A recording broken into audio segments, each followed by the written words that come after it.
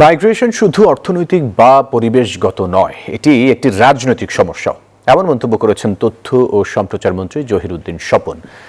রাজধানীর সিরডাপ মিলনায়তনে এক সেমিনারে তিনি এই কথা বলেন। এই সময় তথ্যমন্ত্রী বলেন, জলবায়ু পরিবর্তন একটি বৈজ্ঞানিকভাবে প্রমাণিত বাস্তবতা এবং পৃথিবীর বাইরে বসবাসের কোনো বিকল্প নেই, তাই এই গ্রহকেই বাসযোগ্য রাখতে হবে। এ কারণে জলবায়ু সংকট মোকাবিলা অনিবার্য।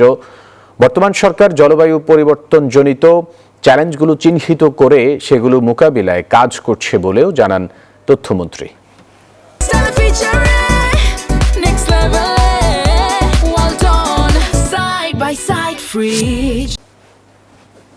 পরিবেশ নিয়ে সারা পৃথিবীব্যাপী যে দুশ্চিন্তা, বিজ্ঞান প্রমাণ করেছে আমাদেরকে ক্লাইমেট চ্যালেঞ্জ মোকাবেলা করতে হবে।